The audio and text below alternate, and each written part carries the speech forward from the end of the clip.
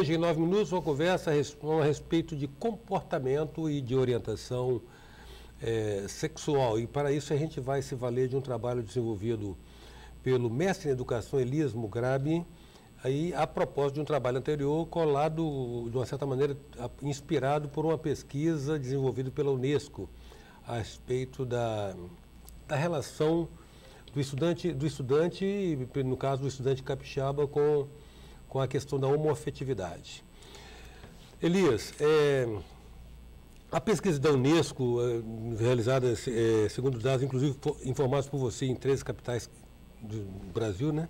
Evidenciou que Espírito Santo, Vitória do Espírito Santo, apresentava o mais alto índice de homofobia nas escolas pela intolerância ou pela reação do estudante capixaba a um eventual colega homossexual. Você foi a campo e constatou outra coisa. Isso. Explique isso para nós. Então, Palhares, a pesquisa da Unesco detectou que 45% dos jovens estudantes capixabas, eles manifestavam o que chamam de homofobia, né? Isso nos intrigou e nos levou a campo para saber, de fato, como que o estudante da cidade de Vitória percebe essa questão do homossexualismo, ou como se prefere dizer, da homoafetividade. A nossa pesquisa, ela não é um trabalho comparativo com a pesquisa da Unesco, não é isso. A gente quer saber exatamente como que os jovens e educadores recepcionam essa questão da afetividade, no caso da sexualidade homoafetiva. E o que nós fizemos? Nós fomos às escolas das 8 regiões administrativas de Vitória, portanto, da escola da rede municipal, e entrevistamos, aplicamos um questionário a 100 alunos da antiga 8ª série, o 9º ano. E também ouvimos cerca de 30 professores, né? E qual é o dado surpreendente que nós temos aí nessa pesquisa? Que a grande maioria, mais de 75% dos educandos, dos alunos, eles não tinham nenhuma resistência a ter como colega homoafetivo ou de trabalhar com eles. E do lado dos professores, 100% dos educadores disseram não ter nenhum problema quanto a ter um colega homoafetivo ou de fazer trabalho com eles. Então, há um dado bastante significativamente diferente daquele que você falou no início, que foi o dado da Unesco, que dizia que 45% dos jovens estudantes capixabas eram homoafetivos. Como interpretar esse descompasso? Veja, como eu disse anteriormente, o trabalho da Unesco é um trabalho quantitativo, né? E que houve um universo bem maior do que eu ouvi. E a minha pesquisa, ela vem quase que 7, 8 anos depois da Unesco. E neste intervalo de tempo, há uma discussão, há programas educativos, o próprio movimento LGBT coloca na rua a discussão, questiona a escola, questiona a educação, questiona a sociedade, e também os governos, né, os federais, estaduais, municipais, eles elaboram programas e projetos para trabalharem dentro da escola essa receptividade à homoafetividade. Então, evidentemente, eu penso assim, embora não tenha trabalhado exatamente essa questão que você levanta, por que esse descompasso? Mas como os professores, a sociedade, o movimento reivindicam espaço, debate sobre esse assunto, pode ser que a minha pesquisa tenha refletido alguma dessas ações, algum desses projetos. Como, por exemplo, aqui na cidade de Vitória, a Secretaria de Justiça e Cidadania trabalhou a questão da homoafetividade com professores e formadores de opinião dentro da sociedade. Quem sabe isso aí não é um fator para ver essa diferenciação. Mas o próprio hiato temporal também parece explicar isso. Você falou de 8 anos. Isso, 7, 8 anos. Houve muita ação de sensibilização e conscientização, né? Isso. E o movimento também ganhou as ruas, foi mais reivindicativo, demarcou mais a presença. Temos agora como corolário disso tudo esse reconhecimento da união estável pela STF, né? Pelo STF, né? Tá mudando algo na nossa cultura a respeito disso, né, Elias?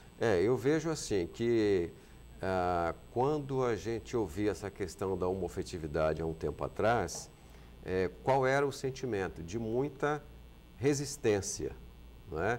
E até de preconceito mesmo, assim, de negação dessa situação ou dessa condição.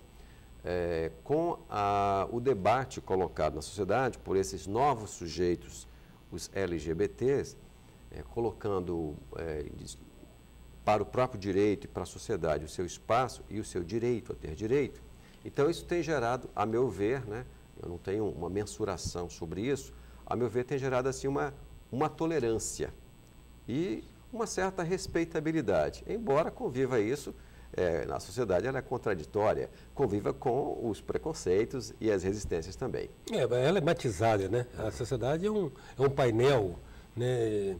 Agora, há mais do que uma distinção semântica entre homossexualidade e homoafetividade? Eu não vejo assim uma diferença muito grande, mas eu estou usando, na minha pesquisa, eu utilizei o termo homoafetividade porque ele resgata a subjetividade, ele resgata uma condição de ser. As palavras, em geral, terminadas com esse sufixo ismo, remetem a enfermidades, doenças, patologias, assim por diante. Então, o movimento prefere que se fale em homoafetividade e não em homossexualismo. Essa é a explicação maior que eu vejo pelos assim, os militantes desse movimento. Em 9 minutos, hoje nós estamos conversando com o mestre em educação, o professor Elísmo Grabi. A gente volta já.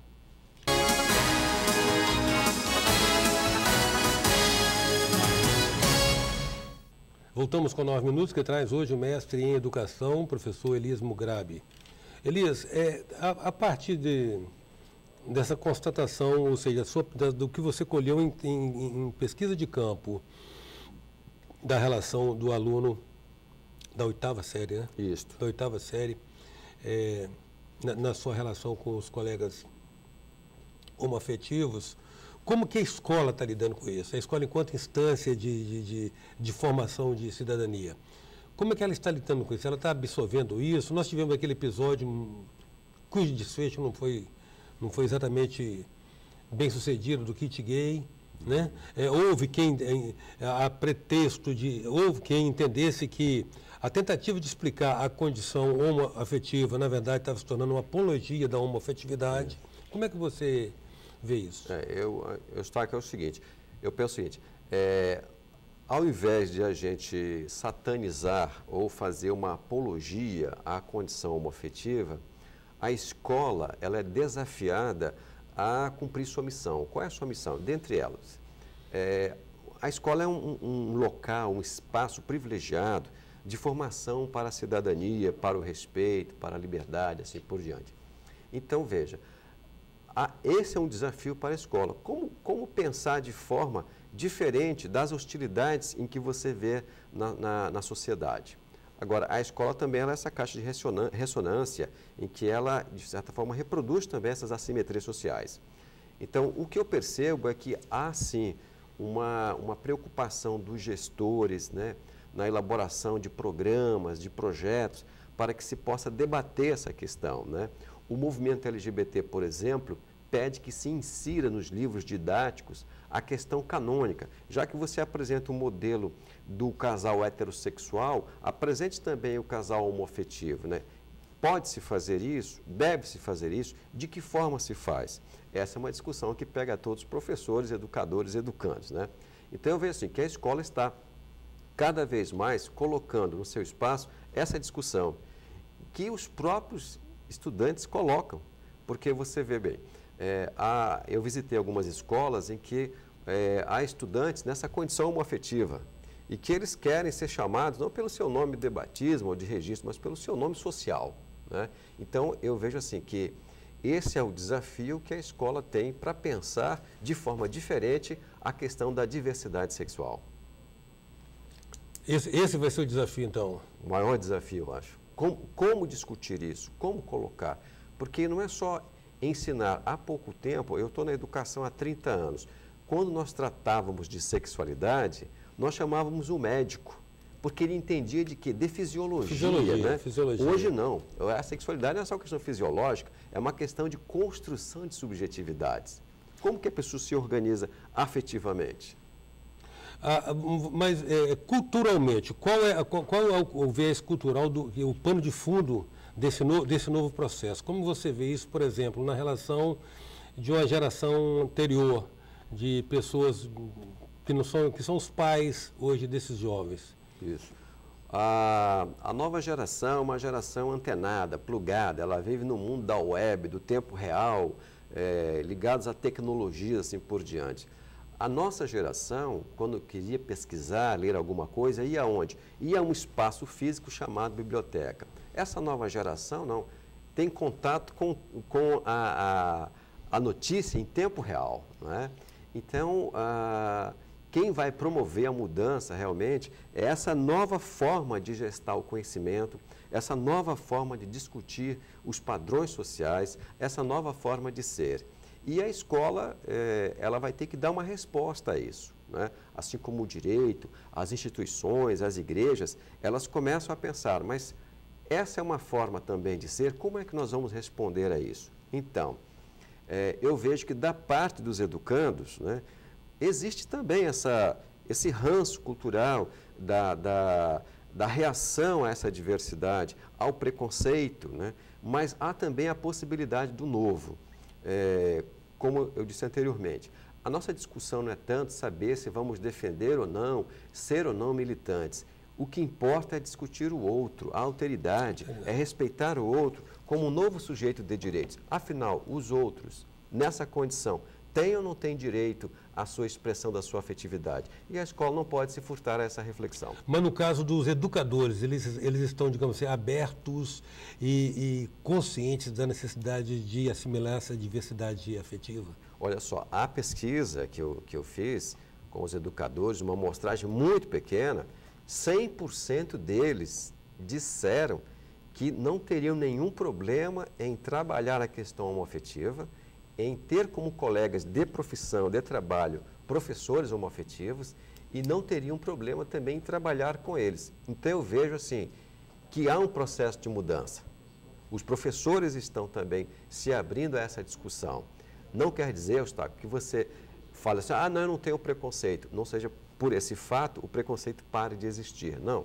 Mas pelo menos os professores, educadores estão tendo assim a coragem de verbalizar, de exteriorizar a sua receptividade a essa condição, não da homofobia. Pode ser também uma resistência, isso é um modismo, é uma pressão que existe, mas pelo menos o dado que nós estamos encontrando é que na sua grande maioria, no caso aqui o nosso universo, a totalidade, disseram que não, nós não temos preconceito quanto a isso, não temos resistência. Não tem resistência, não quer dizer que não tenha preconceito, né? Muito Verdade. bem. Então eu vejo assim.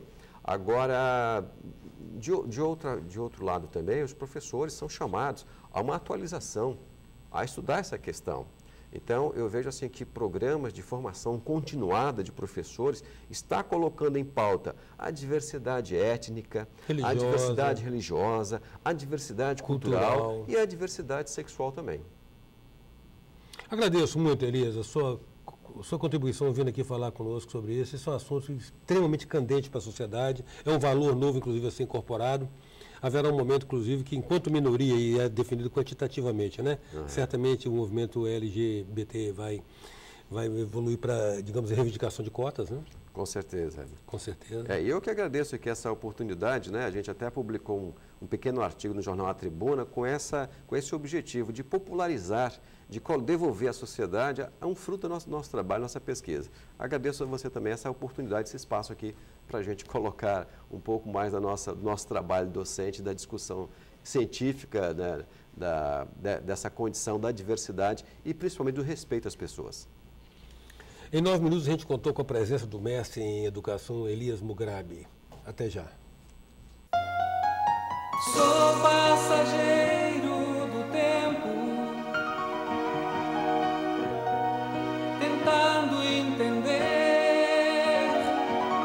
erro e acerto os caminhos, aprendendo